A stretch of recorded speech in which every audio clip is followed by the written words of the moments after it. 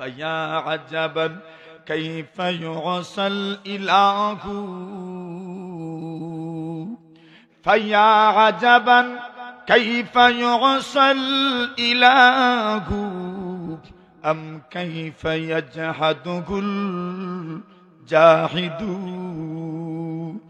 وفي كل شيء له آية تدل على أنه واحد আল্লাহর বান্দা বলেন, এরে আল্লাহর বান্দা, তুমি আল্লাহকে কেমনে অস্বীকার করো? অথবা কোন মানুষ আল্লাহর নাফরমানি করে কেমনে? আমার তো বুঝে আসে না। তুমি আল্লাহকে অস্বীকার করো, কোন যুক্তি অস্বীকার করো, কোন লজিকে তুমি আল্লাহকে অস্বীকার করো? অথচ প্রত্যেকটা জিনিসের মধ্যে আল্লাহ চিনার প্রমাণ আছে না নাই? দলিল আছে না নাই? প্রমাণও আছে, দলিলও আছে। কেমনে চিনবেন আপনি আল্লাহ? আপনি যদি আল্লাহকে চিনতে চান, কোন জায়গায় যাবেন না, না কোন জায়গায় যেতে হবে না। ফি আনফুসিকুম আফালা তুবসিরুন, তুমি তোমার মধ্যে একটু চিন্তা করো, তুমি তোমার মধ্যে একটু চিন্তা করো, তুমি তোমার মধ্যে একটু চিন্তা করো, আল্লাহকে তুমি পেয়ে যাবে। কেমনে আমার মধ্যে চিন্তা করব? উলামায়ে কেরাম লিখেন, মাত্র 3.5 হাতের মানুষ, মাত্র 3.5 হাতের মানুষ, কিন্তু আল্লাহর জমিনে যত মাখলুক আছে সবগুলো মাখলুকের নমুনা আল্লাহ মাত্র 3.5 হাতের মধ্যে ফিট করে দিয়েছেন।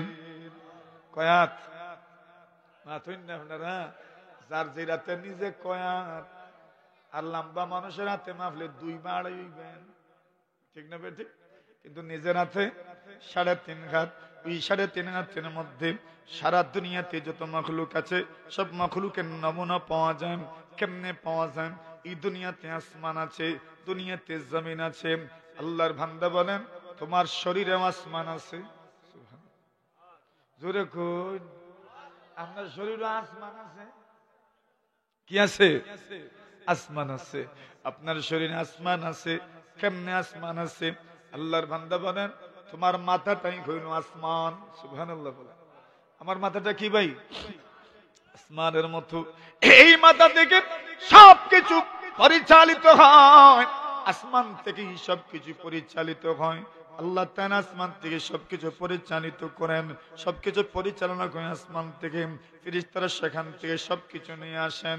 এবার আপনার মাথার মধ্যে দিমাগ আছে, আপনার মাথার মধ্যে চক্ষু আছে পুরোটা, কল্লার ভিতরে চোখ আছে, নাক আছে, কান আছে। সুবহানাল্লাহ, সুবহানাল্লাহ। ইলমের যে মাধ্যমগুলো আছে, কেমনে আপনি ইলম অর্জন করবেন? একটা মাধ্যম হইল আল হাওয়াসুল খামসা, পঞ্চ ইন্দ্রিয়। পঞ্চ ইন্দ্রিয় অনুভব করার মতো 5টা জিনিস আছে। ওই 5টা জিনিসের মাধ্যমে ইলম অর্জন করা যায়। এর মধ্যে একটা জিনিস হইল চক্ষু, চোখ দ্বারা দেখা যায়, দেখলে পরে চিনা যায়। কথা বলেন ঠিক কিনা? আজকে আপনি আমাকে দেখছেন, আপনার দেখার কারণে এবার মাথার মধ্যে ফটোটা সেভ হয়ে গেছে। আপনি যখন আরেকদিন দেখবেন, দেখার পরে আর নাম বলতে হবে না, এমনিতেই চিনে ফেলবেন ইনি তো অমক। আমি আপনাকে দেখছি, আমার মাথার মধ্যে মেমোরির মধ্যে আপনার পুরোটা ফটো সেভ হয়ে গেছে। আরেকদিন দেখা মাত্রই আমি বলতে পারব বানারাই মাদ্রাসার ওয়াজ মাহফিলে আমি আপনাকে দেখেছি। এবার শুনেন, চোখ একজন আলেম, ও ভাই আমার, আপনার কানও একজন আলেম। আপনি যখন কোনো কথা আমার সাথে বলবেন, ওই কথাগুলো আমি যখন শুনব, আপনার আওয়াজটা আমার দিমাগের ভিতরে সেভ হয়ে যাবে। আরেকদিন যদি আপনি আমার সাথে কথা বলেন, আমি বুঝতে পারবো আপনি অমোঘ। আমি আজকে কথা বলছি, আপনি দূর থেকে আমাকে দেখছেন, আমার কথা শুনছেন, জানেন আপনি অমোঘ, আমি অমোঘ। আগামীতে যদি আমার আওয়াজ না শোনে না, তাহলে আপনাকে কেউ বলতে হবে না উনি কে। আপনি এমনি জানতে পারবেন উনি হইলেন অমোঘ। কেমনে জানবেন? আওয়াজটা আপনার ব্রেইনের ভিতরে সেভ করা আছে। জোরে বলেন সুবহানাল্লাহ। ও ভাই, আপনার ব্রেইনটা আল্লাহ পাক রব্বুল আলামিন কি পর্যন্ত আল্লাহ তাআলা কি পর্যন্ত সংরক্ষণকারী বানায় রাখছেন, কি পরিমাণ লোড নিতে পারেন, কি পরিমাণ ভার নিতে পারেন, কি পরিমাণ দারুণ ক্ষমতা আপনার ব্রেইনের আছে। সুবহানাল্লাহি ওয়া বিহামদিহি, সুবহানাল্লাহি ওয়া বিহামদিহি। মানুষের আওয়াজগুলো সেভ করতে পারেন, এটাও কিন্তু কানের মাধ্যমে হয়। আল্লাহ জানায় দেননি বান্দা, তুমি তোমার মধ্যে চিন্তা করো, আমার পরিচয় তুমি পেয়ে যাবে। কোনটার মধ্যে স্বাদ আছে, কোনটার মধ্যে স্বাদ নাই, কেমনে বুঝবেন? কোনটা টক, কোনটা মিঠা, কেমনে বুঝবেন? টকটা বুঝবেন কেমনে? মিঠাটা এবার আপনি কেমনে বুঝবেন? টক মিঠা বোঝার জন্য কি দরকার? হাত দানা হবে না, চোখ দানা হবে না, দেখলে পরে তো বুঝবেন না ওইটা টক না মিঠা, শুনলে পরে বুঝবেন না টক না মিঠা। টক না মিঠা বোঝার জন্য কি দরকার? জোরে কই, জোরে। এটা কই আসেনি? কই আছে? আরে মাথার মধ্যেই তো। মাথার একটু নিচে আছে চক্ষু, এর দুই সাইডে আছে কান, এর একটু নিচে আছে আপনার জিহ্বা। ওই জিহ্বা দ্বারা আপনি পরিচয় করতে পারেন কোনটা মিঠার, কোনটা টক, কোনটা গরম আর কোনটা ঠান্ডা। চা যদি গরম হয় আপনার জিহ্বায় কই দিবে এটা গরম চা, চা যদি ঠান্ডা হয় আপনার জিহ্বা বলে দিবে এটা ঠান্ডা চা। কথা কোন ঠিক না ঠিক? ঠান্ডা গরম বোঝার জন্য আপনার জিহ্বা আছে। তবে আরেকটা তথ্য শুনেন, ঠান্ডা গরম বোঝার জন্য শুধুমাত্র জিহ্বা নয়, পুরো শরীরের মধ্যে আল্লাহ শক্তি ছড়িয়ে ছিটিয়ে দিয়েছেন। হাতে লাগলেও বোঝা যায় ঠান্ডা না গরম, পায়ে লাগলেও বোঝা যায় ঠান্ডা না গরম। আল্লাহ তাআলা আপনার মাথার মধ্যে আরেকজন আলিম রাখছেন। ওই আলিম সাহেবের নাম হইল নাক। জুড়ে বলেন সুবহানাল্লাহ। উনি কি করেন? উনি ঘ্রাণ ভালো নাক মন্দ ওইটা আপনাকে জানায় দিবেন। জিনিসটা গান্দা নাকি ভালাম ওইটা জানানোর জন্য খেয়ে আছেন, যেরকম নাক আছেন। এইবার চিন্তা করে দেখেন, জানার যত মাধ্যম, সব মাধ্যমগুলো কিন্তু আপনার মাথার ভিতরে আল্লাহ পাক রব্বুল আলামিন সুন্দর করে ফিট করে দিয়েছেন। দূরত্ব বেশি নাই, একদম কাছাকাছি, একদম কাছাকাছি। পুরাটা দুনিয়া আপনার সবগুলো বিষয়ের নিয়ন্ত্রণ হয় মাথার মাধ্যমে। এই জন্য দুনিয়ার আসমান আর আপনার মাথাও আপনার জন্য আসমান। সুরে বলেন সুবহানাল্লাহ। এই দুনিয়ার মধ্যে জমিন আছে, আপনার শরীরের মধ্যেও জমিন আছে। কেমনে জমিন আছে? জমিনের মধ্যে মাটি আছে। আপনার পুরো শরীরটাই তো কিসের তৈরি? জোরে কান, মাটির তৈরি। যদি কোনো মানুষ শর্টকুট পরিধান করে আর যদি এক সপ্তাহ গোসল করে না, এক সপ্তাহ পরে যখন গোসল করবেন, শরীরে ঢলা দিলে কালো কালো ময়লা বের হয় কি বের হয় না? আরে আপনার শরীরে তো বাহির থেকে মাটি লাগে নাই, শর্টকুট তো আপনার শরীরে পরিহিত ছিল। এরপরে ডলা দেওয়ার পরে কেমনে কালো কালো ময়লার টুকরা বের হইল? ওইটা আপনার শরীরের মধ্যে আগের থেকেই ছিল। মাটির তৈরি তো কিসের তৈরি? জোরে কান, মাটির তৈরি। মাটির তৈরির জন্য শরীরে মাটি আছে। পুরোটা শরীরের মধ্যে আল্লাহ পরবর্তীকারে আলম মাটি দিয়েছেন। জমিনের নমুনা, আল্লাহর জমিনের নমুনা আপনার শরীরের মধ্যে আছে। এবার প্রশ্ন জাগবে, আল্লাহর জমিনের মধ্যে তো পাহাড়ও আছে, আপনার শরীরেও পাহাড়ের অভাব নাই। সুবহানাল্লাহ বলেন। পাহাড় আছে, কই পাহাড়? আপনার শরীরেও তো পাহাড় আছে, আপনার শরীরেও পাহাড় আছে। কেমনে বুঝবেন? আল্লাহু আকবার। আল্লাহ রাসূল সাল্লাল্লাহু আলাইহি ওয়াসাল্লাম বলেন, ওয়া কানা আরশুহু আলাল মা। আল্লাহ বলেন, আল্লাহ রাসূল বলেন, আল্লাহর আরশ খানাও ছিল পানির উপরে। সুবহানাল্লাহ। জোরে জোরে জোরে। আল্লাহর আরশ কি? কানা আরশুহু আলাল মা। পুরোটা দুনিয়া পানির উপরে। সুবহানাল্লাহ। পুরোটা দুনিয়া কি? পানির উপরে। পুরোটা দুনিয়া পানির উপরে। এই জন্য এখনো পৃথিবীতে স্থল বেশি না জল বেশি? বলেন বলেন। পৃথিবীতে স্থল বেশি না জল বেশি? পৃথিবীতে জল বেশি। কেন? স্থল তো পরে হইছে, জল আগের থেকেই ছিল। এই জন্য পৃথিবীতে জল বেশি, স্থল কম। পুরোটা দুনিয়া পানির উপরে। বলেন তো দেখি, পানির উপরে কোনো কিছু স্থির থাকে? স্থির থাকে? নৌকা স্থির থাকে? বুড়া বুড়া কইনি আপনার দেশে? কলা গাছ নিয়ে যে বানায়, কিতা নাম? বুড়া। স্থির থাকে নি? স্থির থাকে না, নড়াচড়া করে। কেউ তো দেখবেন বড় একটা ডেক পানিতে ছেড়া দেয় আর ওই ডেক দিয়ে ঘোরাঘুরি করেন, ওইটা স্থির থাকে? না না, স্থির থাকে না। পানির উপরের কোন জিনিসের স্থায়িত্ব নাই, এটা স্থির থাকতে পারে না। পুরোটা জমিন পানির উপরে। এইবার জমিন তো স্থির থাকার কথা নয়, পানির উপরের জিনিস স্থির থাকে না, বরং নড়াচড়া করে, পুরোটা জমিনও নড়াচড়া করে। ও ভাই, আল্লাহ পরমার্থিকারে আলম আপনাকে বানাইলেন, প্রথমে বাবার থেকে বীর্য গেল, আমার আম্মা জানের জরায়ের মধ্যে বীর্য ঢুকলাম, ওইটা কয়েকদিন, কতদিন থাকলো, 40 দিন, একটা পরিবর্তন আসলাম, রক্ত হইল, এইভাবে পরিবর্তন হইতে হইতে হইতে হইতে কয়েকদিন চলে যাওয়ার পরে আল্লাহু আকবার, আমার বডি তৈরি হইল। ওই বডির মধ্যে আল্লাহ পরমার্থিকারে আলম রূহ দিলেন। সুবহানাল্লাহ, জোরে বলেন। আচ্ছা, এখন তো কথা আরো বেড়ে গেলাম, রূহ তো তৈরি হলো তো আল্লাহ তাআলা দিলেন, কিন্তু আমার বডিটা যেহেতু পুরাটা হইল গোশত, এবার বলেন গোশতর টুকরা যদি শুধু এমনিতেই থাকে, এটা এইভাবে নড়াচড়া করে কি করে না? কুরবানির সময় গোশত কাটেননি, গোশত কাটলে রানের যে গোশত আছে নাড়া দিলে নড়ে কি না? জোরে বলেন। এখন বলেন, আমার শরীরটাও ছিল গোশত, আর কিছু না। এবার পুরোটা শরীর যদি গোশতই থাকতাম, তাহলে শরীর দিয়ে কি করতে পারতেন? হাঁটতে পারতেন। কেন? শুধু গোশতের টুকরার উপর ভর দেওয়া যাবে না, গোশতের টুকরার উপর ভর দেওয়া যায় না, হাঁটতে পারতেন না, হাত দ্বারা বক্সিং দিতে পারতেন। আঙ্গুলো যদি শুধু গোশতের টুকরা থাকতো, সোনুন তুলতে পারতেন নি, বিড়ি উড়ি, মেসর কাটি। কেন? গোশতের টুকরা শক্তি করা যাইত না, নড়াচড়া করতাম।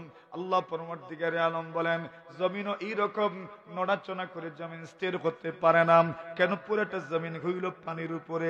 এবার পানির উপরের জিনিস যেহেতু স্থির থাকে না, আল্লাহর জমিনও স্থির নয়। জোরে বলেন সুবহানাল্লাহ। আল্লাহ বলেন, আম্মা ইয়াতাসাআলুন আনিন নাবাইল আযীম আল্লাযী হুম ফীহি মুখতালিফুন কাল্লা সায়ালামুন সুম্মা কাল্লা সায়ালামুন আলাম নাজআলিল আরদা মিহাদাম ওয়াল জিবালা আওতাদাম। আল্লাহ পরমার্থিকারে আলম বলেন, আম্মা ইয়াতাসাআলুন, ওই মানুষগুলো কোন বিষয় নিয়ে পর্যালোচনা করে? আল্লাহ নিজেই জবাব দেন, আনিন নাবাইল আযীম, গুরুত্বপূর্ণ একটা বিষয় নিয়ে। আল্লাহ পরমার্থিকারে আলম বলেন, ওই মানুষগুলোকে জানায়া দাও, কিয়ামত সংঘটিত করা আল্লাহর জন্য কোনো ব্যাপার নয়। আল্লাহ এইবার নিজের কুদরতের বর্ণনা দিলেন, আলাম নাজআলিল আরদা মিহাদা, আমি আল্লাহ কি জমিনটাকে তোমাদের জন্য বিছানা বানাই নাই? জমিনটাকে তোমাদের জন্য বিছানা বানাইলাম, কিন্তু বিছানায় যদি নড়াচড়া করে ঘুম লাগবে নি? বিছানা যদি নড়াচড়া করে তবে তো ঘুম লাগবে না, বিছানা নড়াচড়া করলে ঘুম লাগে না। আলাম নাজআলিল আরদা মিহাদা, আল্লাহ বলেন, আমি কি জমিনটা তোমাদের জন্য বিছানা বানাই নাই? জি আল্লাহ, আপনি জমিনটা আমাদের জন্য বিছানা বানিয়েছেন, কিন্তু ওই জমিন যে বিছানাগুলো, বিছানার যদি নড়াচড়া করি আরামের ঘুম হবে না, আরামের ঘুম হবে না, মনের মতো একটা ঘুম তো দেওয়া যাবে না। বিছানা যদি নড়াচড়া করে, আল্লাহ বলেন ওই জমিন যেন নড়াচড়া না করে, এই জন্য ওয়াল জিবালা আওতাদা, আমি আল্লাহ পাহাড়ের মাধ্যমে জমিনকে পেরাক মারলাম। সুবহানাল্লাহ। কি মারছেন? পেরাক বুঝেননি আপনারা? কুটি মারলে আর নড়াচড়া করবো নি, আর নড়াচড়া করবো না। ওয়াল জিবালা আওতাদা, আমি আল্লাহ পাহাড়ের মাধ্যমে পুরো জমিনের মধ্যে পেরাক মারলাম, যাতে করে জমিন আর নড়াচড়া করে না। মনে মনে প্রশ্ন জাগতে পারে, পুরোটা দুনিয়ায় সমতল হইলে কতই না ভালো হইতো, ওই পাহাড় টিল্লার কি দরকার ছিল? এত উঁচা উঁচা পাহাড়ের কি দরকার ছিল? এত উঁচা উঁচা পাহাড়ের কি দরকার ছিল? আল্লাহ বলেন, কেন দরকার? কেন দরকার? ওই দুনিয়াটাকে স্থির করার জন্য, পানির উপরে পুরোটা জমিন, ওইটাকে স্থির করার জন্য পাহাড়ের দরকার। এই জন্য পাহাড় দিয়া পেরাক মারছে। জোরে বলেন সুবহানাল্লাহ। আল্লাহ বলেন, তোমার বডির মধ্যে আল্লাহ তাআলা শুধু গোশত দিয়েছিলেন, ওইবার শুধু গোশত থাকার কারণে তো নড়াচড়া করে, ওইটা কোনো কাজের নাম। আল্লাহ বলেন, ফাকাসাউনাল ইযামা লাহমান, আমি আল্লাহ তোমার গোশতের মধ্যে হাড় দিলাম। সুবহানাল্লাহ। কি দিছেন? কি দিছেন? এখন হাড় আছে সব জায়গায়, তো আর হাড় নাই, কোন হাড় আছে খুব লম্বা লম্বা হাড়। ও ভাই আমার, এই দুনিয়ার মধ্যে কিছু কিছু পাহাড় আছে লম্বা লম্বা পাহাড়, আপনার বডির মধ্যে কিছু হাড্ডি আছে লম্বা লম্বা হাড্ডি। ওই দুনিয়াতে কিছু জায়গা আছে পাহাড়, কিছু জায়গা আছে পাহাড়ের জয়েন্ট, আপনার শরীরের মধ্যে আছে কিছু হাড্ডি, ওই হাড্ডিগুলোর মধ্যে জয়েন্ট আছে, হাঁটুর মধ্যেও জয়েন্ট আছে না নাই? জোরে বলেন। আবার দেখবেন হাঁটুর থেকে নিয়ে একবারে কোমর পর্যন্ত ওইখানে গোশত বেশি, হাড্ডি খুব বেশি দেখা যায় না, বোঝাও যায় না, খুব বেশি দেখাও যায় না, বোঝাও যায় না। আল্লাহ বলেন হাড্ডি সব জায়গায় যেমন নাই, পাহাড়ও সব জায়গায় নাই, বিভিন্ন জায়গায় ওইগুলোকে ফিট করে দেওয়া হয়েছে জোড়ায় জোড়ায়, পয়েন্টে পয়েন্টে, যাতে করে পুরোটা দুনিয়া নড়াচড়া না করে। জোরে জোরে বলেন সুবহানাল্লাহ। পুরোটা মসজিদে তো আর আপনার ফিলারের দরকার নাই, কয় ফুট পরে পরে ফিলার দিবেন? ইঞ্জিনিয়ারের জানা আছে না নাই? ইঞ্জিনিয়ারের জানা আছে কি পরিমাণ দূরত্বে হাড্ডি দিবেন, ওইটা আল্লাহর ভালো করে জানা আছে। কি পরিমাণ দূরত্বে পাহাড় দিবেন, আল্লাহ তাআলার খুব ভালো করে জানা আছে। আল্লাহ বলেন, এরে বান্দা, আমি আল্লাহ তোমার মধ্যে আমার নমুনা রেখেছি, তোমার মধ্যে পুরো দুনিয়ার সমস্ত মখলুকের নমুনা আছে। তোমার শরীরে যেমন হাড্ডি দিয়েছি, হাড্ডির মাধ্যমে এবার তোমার শরীরটাকে আমি কাজে লাগাইলাম। এবার তোমার আঙ্গুলেও গোশত আছে, হাড্ডিও আছে। এবার তোমার হাড্ডি, তোমার আঙ্গুলটা যেমনে চাও এমনি তুমি নাড়াইতে পারো, কোনো অসুবিধা নাই। কেন? হাড্ডি এখানে আছে, তোমার পায়েও হাড্ডি আছে, এই জন্য তুমি যেমনে চাও এমনি দাঁড়াইতে পারো, কোনো অসুবিধা নাই। তোমার আমি আল্লাহ তোমার হাঁটুর মধ্যেও হাড্ডি দিয়েছে, তুমি যদি চাও রুকু করতে তবুও রুকু করতে পারবা, তুমি যদি চাও সিজদা করতে তবুও সিজদা করতে পারবেন। এর মানে হইল হাড্ডির মাধ্যমে আমি তোমার শরীরটাকে কাজের বানাইলাম, স্থির করলাম। যেমন ভাবে দুনিয়াতে পাহাড় আছে, তোমার শরীরেও হাড্ডি আছে। সুতরাং দুনিয়ার সমস্ত পাহাড়ের নমুনা আমার শরীরে হাড্ডির রূপে আছে না নাই? জোরে বলেন, আছে না নাই? আল্লাহ এই জন্য বলেন ওয়াফি আনফুসিকুম আফালা তুবসিরুন। এবার মনে মনে প্রশ্ন থাকতে পারে, দুনিয়াতে তো ঘাস আছে, আমার শরীরে ঘাস আছে না? বলে নাই নেই। জোরে কর, মাথায় চুল আসেনি? জোরে বলেন, দাড়ি আসেনি? আরে জোরে বলেন। এখন দুনিয়াতে কোন জায়গায় আছে ঘন জঙ্গল, আমার শরীরের মধ্যে ঘন ঘন ঘাস আছে না নাই? দাড়ি আছে, মাথায় আছে চুল, মাথায় আছে চুল। আবার এই জমিনের মধ্যে কিছু জায়গা এমন আছে যেখানে কোনো ঘাস জীবনে উঠে না, আছে না নাই? আল্লাহ তাআলা আপনার শরীরের মধ্যে এমন জায়গা রাখছেন জীবনেও একটা চুল গজাবে না, হাতের তালু আর পায়ের তলা। ঠিক না বে ঠিক? জীবনে ঘাস উঠবো না এখানেও। আল্লাহর জমিনে কিছু জায়গা আছে এখানে জীবনেও ঘাস উঠবে না, আপনার শরীরেও কিছু জায়গা এমন আছে জীবনে ঘাস উঠবে না। আচ্ছা, আল্লাহর জমিনে কিছু ঘাস তো আছে সাদা, বলে আপনার শরীরেও কম নেই? আপনারা দাঁড়িয়ে আস্তে আস্তে সাদা ওই বনি না, না চুল সাদা ওই বনি না, না আরে ওই বকি তো ওয়া দর সেই তো, আর কতক্ষণ পাখি সাদা হয়েই যাবে। সুবহানাল্লাহি ওয়া বিহামদিহি। তাহলে আপনার শরীরের ঘাসও সাদা হবে। আল্লাহু আকবার। ও ভাই, এখন জঙ্গলে তো বাঘ ভাল্লুকও থাকে।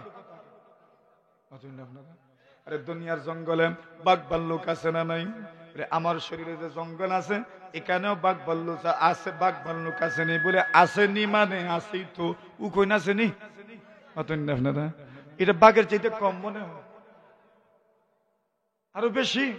এখন আপনার শরীরে জঙ্গলের মধ্যে চুলের মধ্যে আছে কত কিছু আছে। একটা আছে উকুন, আবার উকুনের মধ্যে যেটা বড় হয় এটার নাম পিড়া, আর ছোট যেটা এটার নাম লিক। দেখছেন, সবাই জানে এটা। ছোটটার নাম হইল লেগ, বড়টার নাম হইল বেড়া, মাঝারিটার নাম হইল উকুন। দেখা গেল আমার জঙ্গলের মধ্যে বাঘ ভাল্লুক আছে, পুরা দুনিয়ার মধ্যে বিভিন্ন মখলুক আছে, আপনার শরীরের মধ্যে বিভিন্ন মখলুক আছে। বলে কেমনে? ডাক্তাররা বলেন মানুষের শরীরে যে রক্ত আছে ওই রক্তের মধ্যেও বিভিন্ন মখলুক রয়েছে, ছোট্ট ছোট্ট ক্ষুদ্র ক্ষুদ্র প্রাণী আছে। ওই প্রাণীগুলো যদি থাকে না, মানুষের শরীরে রক্ত চলাচল বন্ধ হয়ে যায়, মানুষ মারা যায়। আপনার শরীরের মধ্যে বিভিন্ন মখলুক আছে। আল্লাহ জানায়া দেন পুরা দুনিয়াতে যত মখলুক, তোমার শরীরের মধ্যে মখলুক আছে, তোমার শরীরের মধ্যে এটার নমুনা আছে। বলে এই দুনিয়াতে পানি আছে, আমার শরীরে পানি আছে নে, আপনার শরীরেও পানি আছে। কত ধরনের পানি চান? এই দুনিয়াতে লবণাক্ত লবণাক্ত পানি আছে, কিছু পানি আছে তিতা পানি, কিছু পানি আছে মিষ্টি পানি, আর কিছু পানি আছে পাক পানি, কিছু পানি আছে নাপাক পানি, কিছু পানি আছে ঠান্ডা পানি, কিছু পানি আছে গরম পানি। আল্লাহ তাআলা আপনার শরীরের মধ্যে পাক পানিও রাখছেন, নাপাক পানিও রাখছেন, ঠান্ডা পানিও রাখছেন, গরম পানিও রাখছেন, লবণাক্ত পানিও রাখছেন, তিতা পানিও রাখছেন, মিঠা পানিও রাখছেন। সুবহানাল্লাহ, জোরে বলেন। বলে কেমনে? আল্লাহু আকবার। আপনার শরীর থেকে আপনি যখন কাঁদেন, ওই সময় চোখ থেকে যে পানিটা পড়েন, কি জাত পানি? মিঠা না নুনটা? যেরকম মিঠা না নুনটা? নুনটা পানি। আপনার শরীর, আপনি যখন কাঁদেন, কান্নার সময় চোখের পানি যে বের হয়, ওই পানির ফুটা আস্তে আস্তে যদি নামতে নামতে আপনার মুখ বেয়ে ঠোঁট বেয়ে যদি মুখের ভিতরে চলে যায়, আপনি একটু মজা নিলে দেখবেন ওইটা নুনটা পানি। নুনটা পানি আমার শরীরে আছে না নাই? আচ্ছা, চোখের পানি শেষ হইব? আপনারা চোখের পানি শেষ হইতো না। এই দুনিয়ার সাগরের পানি হইল নুনটা। সাগরের পানি শুকাইতে পারে, কিন্তু মানুষের চোখের পানি জীবনেও শুকাবে না, ঠিক কি না? আরে ভাই আমার, এই দুনিয়াতে সাগর কোন সময় পানি কমে, কোন সময় পানি বাড়ে, কিন্তু মানুষের চোখের পানি ওইটা জীবনেও কমবে না, শুধু বাড়তেই থাকবে, শুধু বাড়তেই থাকবে। ও ভাই আমার, এই দুনিয়াতে নুনটা পানি আছে, আপনার শরীরেও নুনটা পানি আছে। দুনিয়াতে তিতা পানি আছে, আপনার শরীরে তিতা পানি আছে। শীতের পানি মাতুন না আপনারা? তিতা না মিঠা? তিতা পানি। আপনার শরীরে তিতা পানি আছে, এই দুনিয়াতে মিঠা পানি আছে। আপনার শরীরের মধ্যে মুখ আছে, মুখের ভিতরে তুতু আছে, ওই তুতুটা হইল মিঠা। মিঠা যদি হইতো না, মানুষ মুখের ভিতরে তুতু রাখতে পারতো না। একটু তিতা ঔষধ হইলেই পানি দিয়া পান খাওয়া লাগে, ঠিক না বেঠে? তিতা লাগলেই ফেলে দিতে চায়। আপনার শরীরের মধ্যে যে মুখ আছে, ওই মুখের মধ্যে পানি আছে, তুতু আছে, ওই তুতুটা হইল মিঠা। এবার তো দেখেন, জীবনে আপনার তুতু শেষ হবে না। এমন একটা সাগর, যত তুতু ফেলেন আবার তুতু আসে, যত তুতু ফেলেন আবার তুতু আসে। এর মাধ্যমে বোঝা যায় মানুষের শরীরে নদীও আছে, সাগরও আছে, সমুদ্রও আছে। মানুষের শরীরে সাগর সমুদ্রের পানি জীবনেও শুকাবে না। জোরে জোরে বলেন সুবহানাল্লাহ। আচ্ছা, এখন সাগর আছে, মিঠা পানি, এটা বললেন ফাঁক পানি না ফাঁক পানি? এখন কেউ যদি আল্লাহর কোন বান্দার চোখের পানি জমা কইরা কইরা যদি এক জগ বানাইতে পারে আর উজু করতে পারে, তো উজু জায়েজ আছে। সুবহানাল্লাহ বলে। চোখের পানি যদি জমাইতে পারে পাক পানি, এই পাক পানি দ্বারা উজু পড়লে উজু হয়ে যাবে, গোসল করলে গোসল হয়ে যাবে। সুবহানাল্লাহ বলেন। তাহলে চোখের পানি পাক, মুখের থুতু পাক। চোখের পানি পাক, মুখের থুতু পাক। আর একটা আছে নাফাক পানি, এটা গরমও। কইতাম না আমি, কইলেন আপনারা? কইতো ছোট ছোট সন্তানকে খুলে নিলেন, ছোট সন্তানদেরকে খুলে নেবেন, দেখবেন হঠাৎ করে পেশাব করে দেয়নি? আরে কত ছোট ছোট ছেলেরা রাসূল সাল্লাল্লাহু আলাইহি ওয়াসাল্লামের কুলে পেশাব করছে। হাসান আর হুসাইন তো করছেনি, ওরা তো কত যে করছে। এজন্য সন্তানরা যদি, ছোটরা যদি পেশাব টেশাব করে, মনক্ষুণ্ণ হইয়েন না, খুশি হইয়েন। আমরা দেশে মানুষ একটা নিয়ম বাহির করছে যে ছেলেরা মেয়েরা পেশাব করলে বলছি মায়া বাড়ায়। এটা করে মানে ওইটা একটা সান্ত্বনা আর কি। পেশাব করছে যে এখন রাগ উঠার কথা, ও কই সুবিধা নেই, এটা তো ফোড়া এমনিতেই ভালো, কিন্তু তুলতে পারতো না। যদি তুলতে পারতো তাহলে বলতো তেল ফোড়া ভালো না, ঠিক না? ঠিক। এখন বাহির করছে মানুষ একটা সান্ত্বনা দেওয়ার জন্য তেল ফোড়া। এটা আসেনি আপনার দেশও আছে, এটা আপনার দেশও আছে, আমরা দেশও আছে। নবী আকরাম এখন আসেন, আল্লাহর বান্দার শরীরে পাক পানিও আছে, না পাক পানিও আছে, গরম পানিও আছে, ঠান্ডা পানিও আছে। আল্লাহর বান্দার শরীরে সব জাতের পানি আছে। ও ভাই, আর কি দরকার? জমিনে যা আছে আল্লাহর বান্দার শরীরে তা আছে। আর জোরে তাহলে এখন আল্লাহ চিন্তা কই যাওয়া লাগবো? দূরে, হাওরে, টিলায়, পাহাড়ে, নদীতে, সাগরে, না নিজের মধ্যেই পরিচয় আছে? ফি আনফুসিকুম আফালা তুবসিরুন। আল্লাহ বলেন তোমার মধ্যে আল্লাহ তার পরিচয় লুকায় রাখছেন, অথচ তুমি বুঝো না। আরে তোমার মধ্যে তোমাকে দেখো, এখানেই পরিচয় আছে। আল্লাহু আকবার। আল্লাহর ওলিকে প্রশ্ন করা হয়, আপনি আল্লাহ কেমনে চিনলেন? উনি বলেন, ডিম দিককে বুঝছি আল্লাহ একজন আছেন। সুবহানাল্লাহ। ডিমটা উপরে সাদা চুলকা বলে, আর ভিতরে এটা সোনালী রঙের। সুবহানাল্লাহ। কিন্তু কোনো জান টান ছিল না। দেখবেন না, ডিম যখন আপনি ভাঙবেন, ভাঙ্গার পরে ডিম যে বিরান করেন, এখন কি কোনো বাচ্চা মিলে না?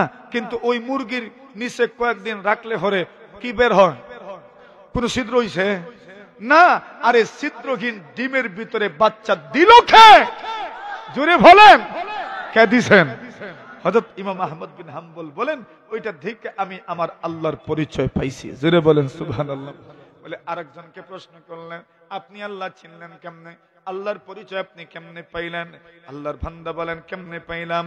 একটা গরু দেখো, ওই গরু ঘাস খায়, আর না খায় নেড়া খায়, আর না খের খায়, আর না গুড়া খায়। একই জিনিস, একটা জিনিস থেকে আল্লাহ পরবর্তীকারে আলম একদিকে পেশাব বাহির করেন, আর একদিকে দুধ বের করেন। সুবহানাল্লাহ বলেন। জিনিস তো একটাই। জিনিসটা কয়টা? জিনিস তো একটা। একদিকে পেশাব বের হয়, আর একদিকে কি? দুধ। দুইটাই তো পানি। একদিকে পেশাব, আর একদিকে পানি। একই জিনিস, একদিকে পেশাব, আর একদিকে পানি। ওইটা দুনিয়ার কোন মেশিনে করছে? আরে এটা আল্লাহ ছাড়া আর কেউ করতে পারবে না। কথা বলেন ঠিক কিনা? আল্লাহ আসেননি? আরে বিশ্বাস হয়নি? আল্লাহ বলেন, আমি তো রব। আলহামদুলিল্লাহি রাব্বিল আলামিন।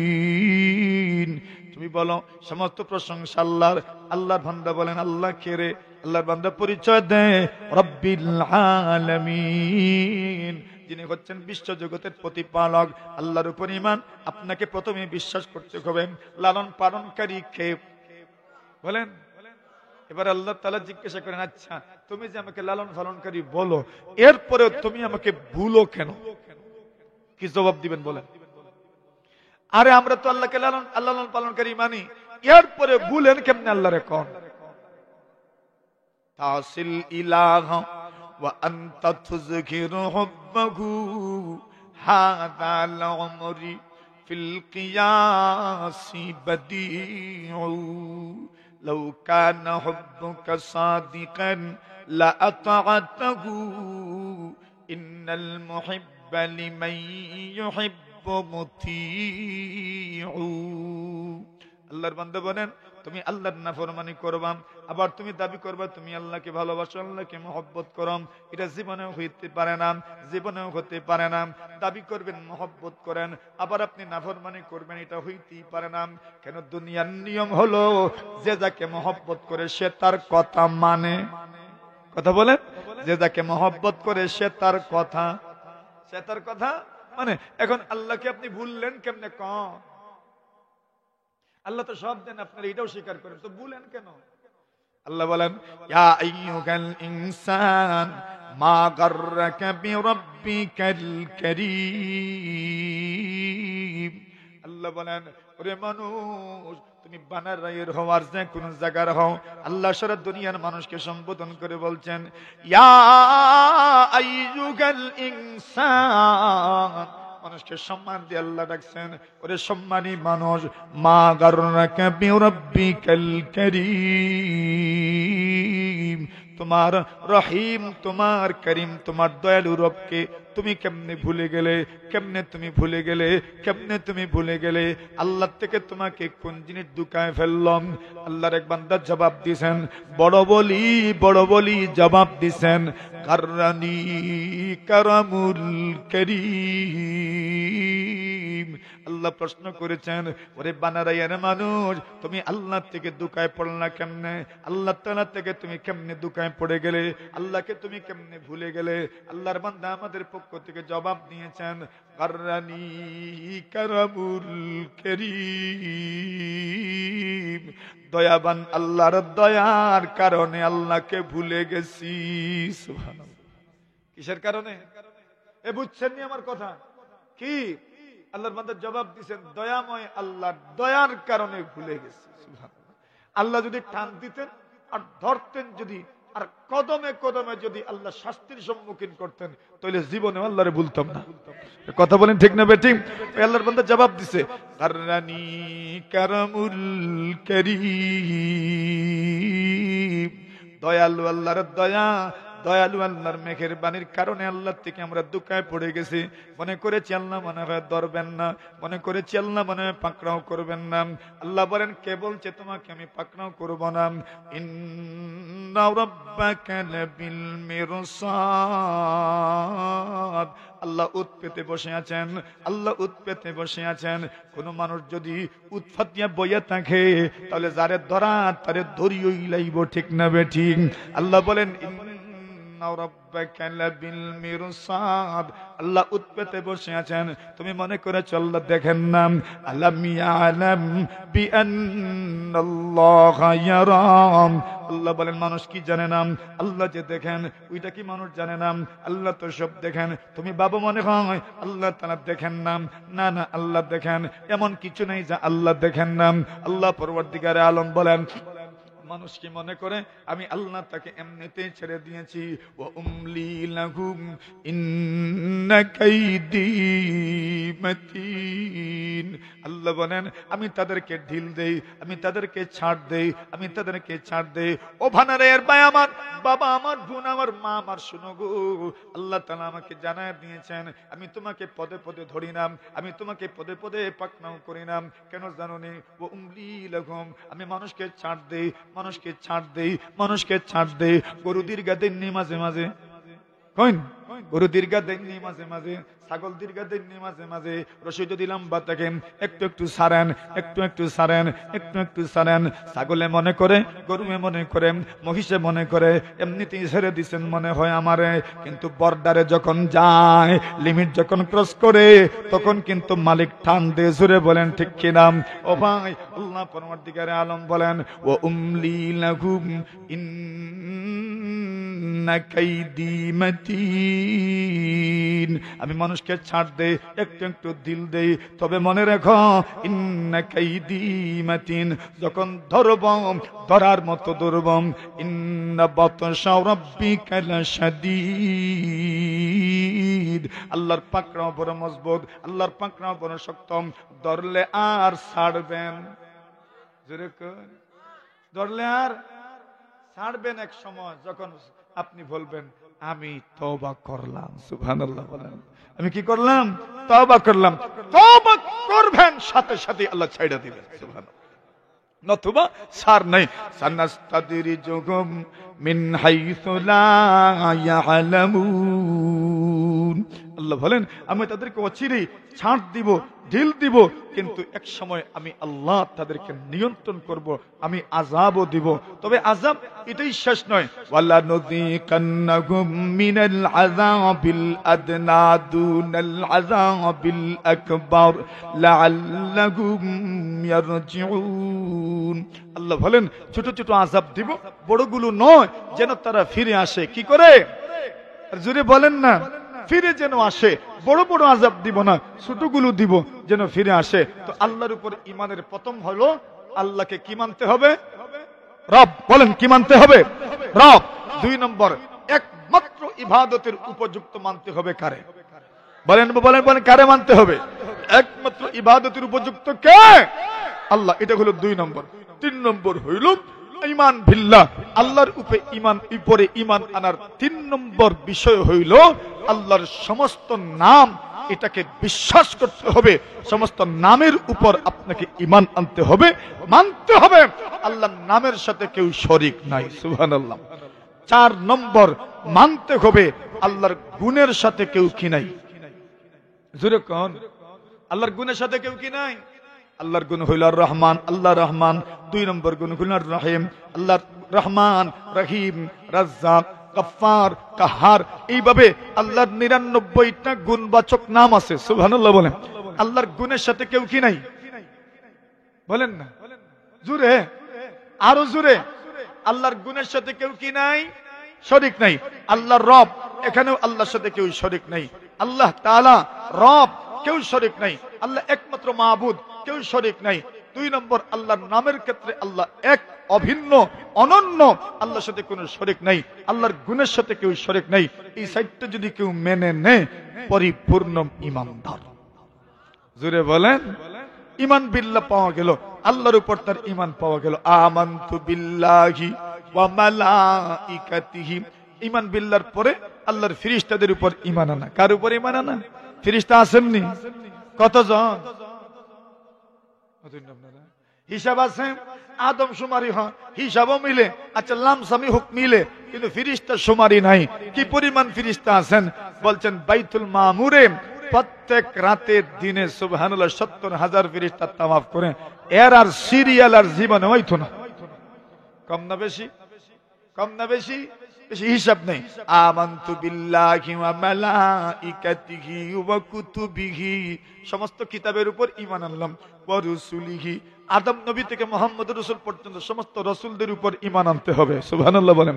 আদম নবীও নবী, নূহ নবীও নবী, হযরত ইদ্রিসও নবী, শীসও নবী, ইব্রাহিম খলিলুল্লাহ নবী, ইসমাঈলও নবী, ইসহাকও নবী, ইয়াকুবও নবী, ইউসুফও নবী, মুসাও নবী, হারুনও নবী, লূতও নবী, ইব্রাহিমও নবী, হযরত শুআয়ব আলাইহিস সালাতু ওয়াসসালাম নবী।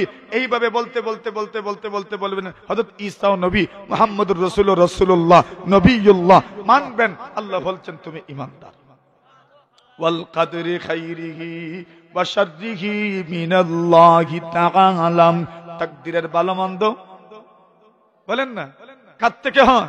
তাকদীরের ভালো মন্দ কার থেকে হয়? বিশ্বাস আসেনি মা তো আপনারা? কত মানুষ এখন নামছে মাত্র তাকদীর পরিবর্তন করে লইতে পারবেন? তাকদীর পরিবর্তন করবে? তাকদীর পরিবর্তন করা যাবে না। তাকদীরটা একটা আছে, নতুবা কত বুদ্ধিমান মানুষ দুনিয়াতে আছে, কিন্তু যতই বুদ্ধি থাকুক না কেন আগ্রহী তো পারে না। কেন? কই নাই, তাকদীরও নাই। শক্তি মানুষ, শক্তিশালী মানুষ আছে না দুনিয়াতে? কত দুর্বল মানুষ, সম্পদের অভাব নাই, আর কত শক্তিশালী মানুষ আছে, সম্পদই নাই। আপনারা তাকদীর নেই না। ওয়াল কদরি খাইরিহি ওয়া শাররিহি মিনাল্লাহি তাআলা ওয়াল বা'সি বা'দাল মাউত, এবং ঈমান আনতে হবে মরণের পরে আবার জীবিত হতে হবে। ঠিক না বে ঠিক? এইভাবে যদি কেউ বিশ্বাস করে সে ঈমানদার। আলহামদুলিল্লাহ বলেন। আমরা বিশ্বাস আসেনি? আল্লাহ তাআলা আপনার মায়ের গর্ভে আপনার জন্য খাবারের ব্যবস্থা করে দিয়েছেন। কি খাবেন? আল্লাহ পরওয়ারদিগারে আলম মায়ের পেটের ভিতরে যে সমস্ত রক্ত আছে ওই রক্ত আপনি খাইবেন। সুবহানাল্লাহ। মুখ দিয়ে ঢুকাইলেন না, নাড়ি দিয়ে ঢুকাইলেন, নাভি দিয়ে ঢুকাইলেন। তোমার মুখটা পবিত্র, তোমার মুখটা পাক। ওই মুখ দিয়া রক্ত তুমি মুখ পেটের ভিতরে নিয়ে যাবে না। ওই মুখের পরিবর্তে নাভি দিয়া বাইপাস রাস্তা দিয়া। এই জন্য মা সন্তান যখন জন্মগ্রহণ করে মায়ের গর্ভ থেকে নারী কাটতে হয়, এরপরে এটাকে সুন্দর করে সেভ করতে হয় যেন কোনো ধরনের ভাইরাস না ঢুকে, কোন ধরনের কিছু যেন সংক্রমিত না হয়। আল্লাহ বলেন এত নিয়ামত দিলাম, আমি তোমাকে লালন পালন করলাম, তোমার মায়ের দুধ আমি তোমাকে পান করার সুযোগ দিলাম। রে বান্দা, শীতের দিন সন্তানের ঠান্ডা লেগে যায়, একটু ঠান্ডা পানি পান করলে সন্তানের ঠান্ডা লেগে যায়। ঔষধটাও যদি ঠান্ডা হয়, সন্তানের ঠান্ডা লেগে যায়, তার কত কষ্ট হয়। তোমার মায়ের দুধ যে তুমি পান করো, ওই সময় ওই দুধটা কেমন থাকে? শীতের দিনে ঠান্ডা দুধ হয়ে গেলে কেউ পান করতে চায় না, কয়ে ঠান্ডা হয়ে গেছে। আমি আল্লাহ রাব্বুল আলামিন তোমার মা স্তনের মধ্যে শীতের দিনে দুধকে আমি আল্লাহ গরম করে দেই। জোরে বলে ওই আমরা কেউ করি? মায়ও তো করেন না। মা তো সন্তানকে দুধ পান করানোর আগে কিছু সময় আগুন থাবাইননি? আগুন থাবানি চিনেননি? আগুন থাবানি বুঝেননি? আগুন থাবানি বুঝেন, আগুন থাবানি চিনেন। এখন মা তো আর আগুন থাবায় না। আমার স্তনের দুধটা গরম করি জন্য আগুন তো কেউ থাবায় না, আমার সন্তান দুধ পান করবে। আল্লাহ বলেন কাউকে আগুন তাবাতে হয় না, কিন্তু আল্লাহ পরওয়ারদিগারে আলম মায়ের স্তনের দুধটাকে গরম করে দেন। গরমের দিন গরম পানি পান করলে তৃষ্ণা মিঠে না, ঠান্ডা পানি পান করতে হয়। এরে বান্দা, গরমের দিনে আমি তোমার মায়ের স্তনের দুধ তোমার জন্য ঠান্ডা করে দিয়েছি। সুবহানাল্লাহ। কার নিয়ামত? আরে বলেন না, কার নিয়ামত? আল্লাহ আমাকে পালেন, আল্লাহ আমাকে খাওয়ান, আল্লাহ আমার লালন পালন করেন, কোনো সন্দেহ নাই। আল্লাহু আকবার। আল্লাহ আপনি চিনলেন কেমনে? আল্লাহর ওয়ালি হযরত ইমাম আবু ইউসুফ হযরত ইমাম আহমদ বিন হাম্বল রাহিমাহুল্লাহু তাআলা একদিন একজন নাস্তিক ওনাকে প্রশ্ন করেন, ও আহমদ বিন হাম্বল, আমি যে আল্লাহকে মানব, কেন মানব? তুমি ওই যে আল্লাহ মানব, কেন মানব? আল্লাহকে মানার কারণ কি? যৌক্তিকতা কি? কোন যুক্তিতে তুমি আল্লাহকে মানো? আল্লাহ একজন আছেন, ওই কথা তুমি কেন বিশ্বাস করো? আল্লাহর ওয়ালি আহমদ বিন হাম্বল রাহিমাহুল্লাহু তাআলা বলেন, আল্লাহ একজন আছেন, ওই কথা আমি কেন বিশ্বাস করি? এর পেছনের কারণ হইল, একটা ঘর, ওই ঘরের ভিতরে একটা ঘর আছে, ওই ঘরটা হইল রূপার, এর ভিতরে আরেকটা ঘর আছে সোনার। সুবহানাল্লাহ বলেন না? একটা ঘর হইল রূপার, ওই রূপার ঘরের ভিতরে আরেকটা ঘর আছে সোনার। রূপার ঘরেও কোনো দরজা নাই, সোনার ঘরেও কোনো দরজা নাই। জোরে জোরে বলেন সুবহানাল্লাহ। আল্লাহর বলি বলেন, একটা ঘর হইল রূপার, আরেকটা ঘর হলো সোনার। ওই দুইটা ঘরের মধ্যে কোনো ছিদ্র নাই, কোনো জানালা নাই, কোনো দরজা নাই, কিন্তু দেখা যায় ওই ঘরের ভিতর থেকে একটা প্রাণ বের হয়ে আসে। আর জোরে কার, বুঝছেন নাকি? আরে ঘর, একটা ঘর রূপার, আর একটা ঘর হইল সোনার। একটা ঘর রূপার কালারের, আরেকটা ঘর হইল সোনার কালারের। রূপার ঘরেও কোনো জানালা নাই, কোনো দরজা নাই, কোনো ছিদ্র নাই। সোনার ঘরেও কোনো জানালা নাই, কোনো দরজা নাই, কোনো ছিদ্র নাই। কিন্তু দরজাহীন, জানালাহীন, ছিদ্রহীন ঘর থেকে দেখা যায় একটা জান বের হয়ে আসে, একটা প্রাণ বের হয়ে আসে। আহমদ বিন হাম্বল বলেন, চিনতে পেরেছ? না না, চিনতে পারি নাই। উনি বলেন, একটা ডিম দেখে আমি আমার আল্লাহকে বিশ্বাস করেছি। জোরে বলেন সুবহানাল্লাহ। ডিমের উপরে কি আছে? ডিমের উপরটা তো হইল এই সাদা, এটাও যেন একটা গুড়ের মতো, যেন রূপার ঘর। ডিমের ভিতরে কি আছে? পানি আছে। কি রঙের পানি? সোনার কালার কেমন? লাল না হলুদ? হলুদে লালে। এখন সোনার কালার। একটা হইল রূপার ঘর, আরেকটা হইল সোনার ঘর। ওই রূপা আর সোনার ঘর থেকে একটা বাচ্চা বের হয়, মুরগের বাচ্চা বের হয়, হাঁসের বাচ্চা বের হয়। যেই ঘরে ইতিপূর্বে কোনো বাচ্চা ছিল না, এতে পূর্বে রূপার ঘরের ভিতরে কোনো প্রাণ ছিল না, এতে পূর্বে সোনার ঘরের ভিতরে কোনো প্রাণ ছিল না, কোনো ছিদ্র তো ছিল না, কোনো দরজাও তো নাই, কোনো জানালাও নাই। কোন দিয়ে প্রবেশ করাবেন, কোন দিয়ে ঢুকাইবেন? কিন্তু দেখা যায় হঠাৎ করে ওই ঘরগুলো ভেঙে একটা ছাও, একটা বাচ্চা, আমাদের দেশে মুরগের ছাও, হাঁসের ছাও, আমাদের দেশে মুরগির বাচ্চা, হাঁসের বাচ্চাগুলো বের হয়ে আসে। আহমদ বিন হাম্বল বলেন, এমন বিজ্ঞানী কে রে? একমাত্র আমার আল্লাহ ছাড়া আর কেউ নয়, ঠিক কিনা?